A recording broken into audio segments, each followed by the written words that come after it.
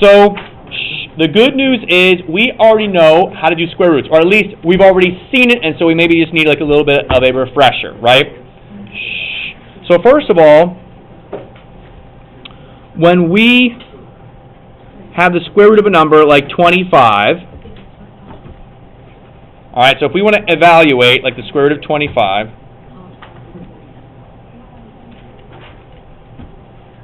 all right, if we want to evaluate the square root of 25 and say, what is that thing? All right. Well, right, this is a radical, also known as a square root. In this case, we call it a square root. Sometimes you'll see a 2 here, right? Sometimes you won't. You'll just see it blank. That means square root, though. Okay, but it's a radical sign of a square root.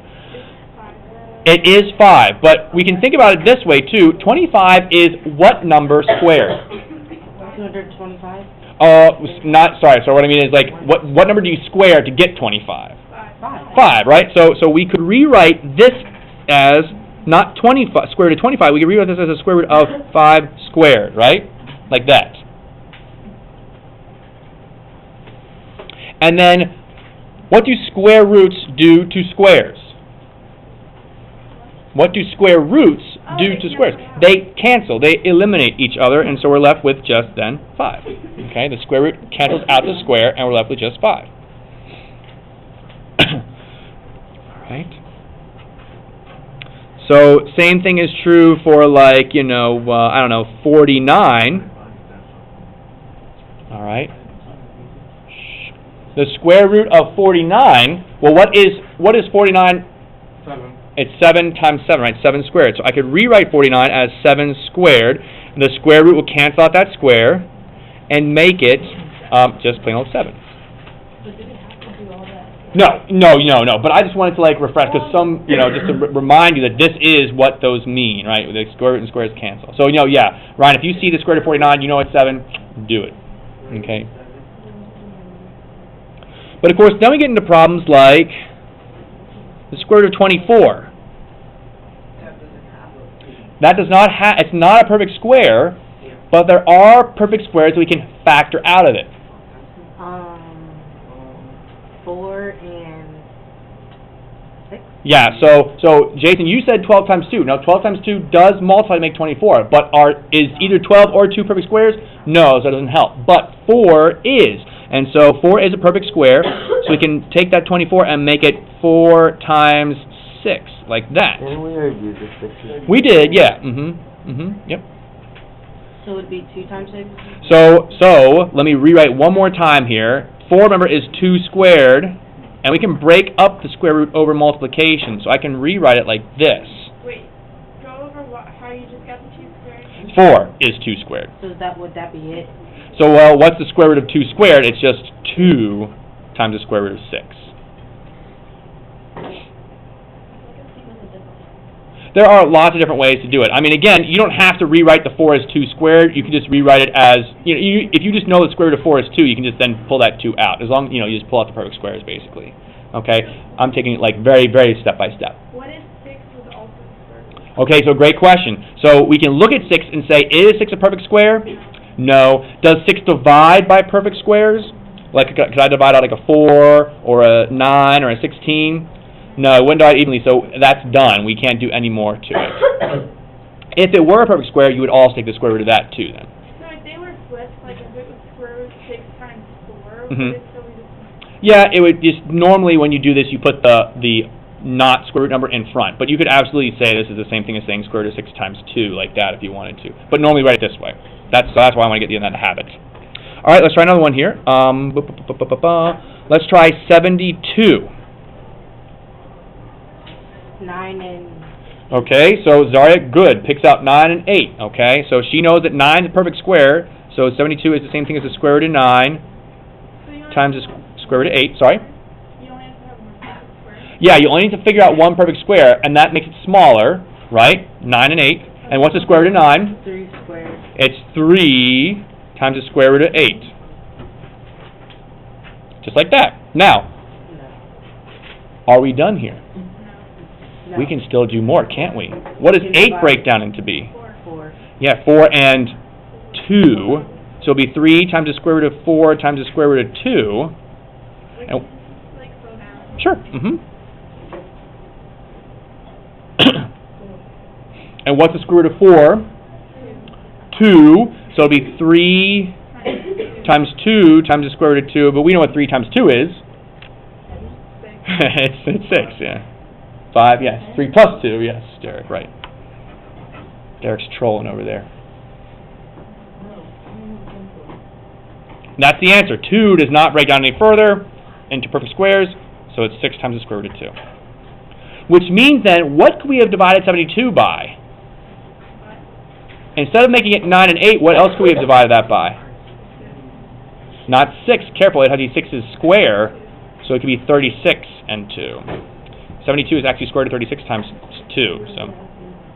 So it's kind of like GCF in this way. You just keep dividing out perfect squares, and you can't divide any perfect squares out anymore. Okay, so when you're dividing a perfect square, and only one has to be a perfect square, like the 9 and 8, the 9 was the only one. Yep. So when you separate, the square root of 9 is 3, and then when you separate the square root of 8, it's all one big product. what if those two aren't perfect squares? Yeah. You wouldn't separate it then. You only want to separate into perfect squares. Just like when Jason said that 24 was 2 times 12, that's right, but neither of those are perfect squares. So, Ryan, question? Yes. Ready to pass. And you can go. All right, now, there's that. Now let me throw in some other stuff here. Let's say that I've got 40x squared. There you go. So we're going to throw in some variables now. Okay? So when you throw in variables, you treat those kind of just like numbers, all right, in a sense. So let's look at the number first, because we know the number. Okay, 40, what can we break that down into? What perfect squares can we divide that by? 20. Not quite. 20 and 20 and 2. But then you could keep breaking that down. We could. 5.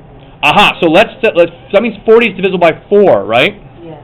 So it'd be the square root of 4 times the square root of 10, and then times the square root of x squared. you go over like y square root of x squared? We just, again, this is all multiplication in here. If I were to multiply this back together, it would be 4 times 10, 40 times x squared, 40x squared. So we just broke it up. Alright, but wouldn't that, like, what we just learned, wouldn't the square root and the square of the x, wouldn't that cancel out? Yes, exactly right. So the square root of 4 is 2. The square root of 10, we're going to leave it at square root of 10. But then what's the square root of x squared? Just x. Yeah. And so we have an x there now. And so that's why I broke it up that way. The square root of the x squared cancels out and makes it just x. Is that it for that? So we should, yes, but normally we write the 2 and the x together and then the square root of 10 afterwards, like that. So why did the x move? Because, again, it's not in the square root, and the thing is, if you put it after the square root, people can get confused because you're not, well, is it in the square root or not? I feel like they might think you were just being lazy with your square root and think it's still, like, in the square root there. That's why we put it out front, so it's very clear. It's not in the square root, it's outside the square root. Okay, so a square root x to the 4th power, would that be just x to the 6th power? Okay, shh. So great question here. Zaria asked, or not Zaria, sorry, Akeva asked. Oh, no. Shh. Okay, sorry, I make mistakes sometimes. Square root of x to the 4th, okay, that can be broken down into x squared times x squared, right? Isn't that the same thing, Akeva? And so what's the square root of x squared? X. Square root of x squared? X. And so what's x times x but x squared? So the square root of x to the 4th is just x squared. With those variables like that.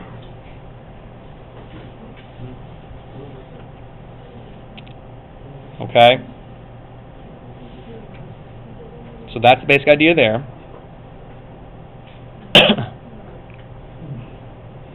Alright, and then when we multiply together square roots, we kind of have some options available to us. So for example,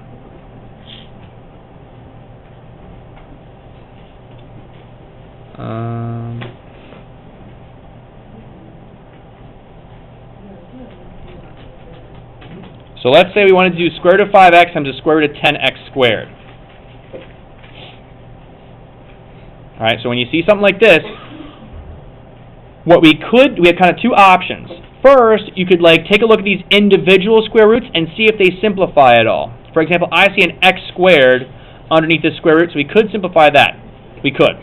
Or, you could just go ahead and multiply. Since they're both underneath the square root and you're multiplying them, you can just multiply the two numbers there together. So it'll become the square root of 50 x to the what? X times x squared is x to the 3 to the third. Couldn't you do like 25? Yeah, Zaria is exactly right. So we're not done yet, right? That 50 can break down, though. And break down into a perfect square. And Zaria is right. It's 25 and 2. So let's take a look at that. So it's the square root of 25 times the square root of 2, and then times the square root of x to the third. Okay. What is the square root of 25? 5. And so this becomes 5 times the square root of 2.